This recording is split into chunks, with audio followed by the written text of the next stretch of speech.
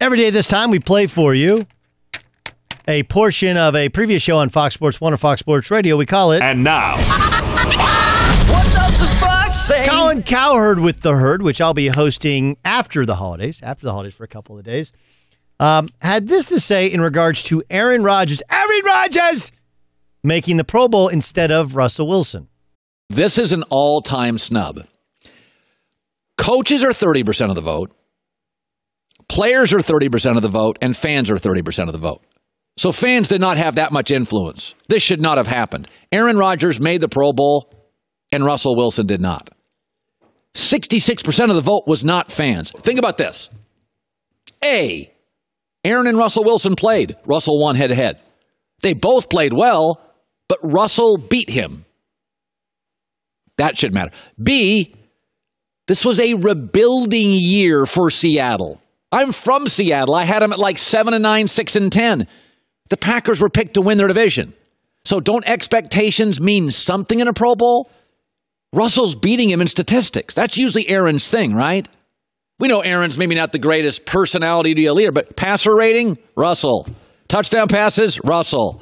Wins, Russell. Completion percentage, Russell. So he's winning in stats. How about the other thing? And this is not a small thing. Aaron's 0-7 on the road. There's only two teams in the NFL that don't have a road win. The Niners with their 27th quarterback and Aaron Rodgers. That's interesting. Look, I love when Colin does this where he's like, stats, look at this stat, look at that stat. What about yards? That's actually Rodgers. Interceptions, Rodgers only has 2, right?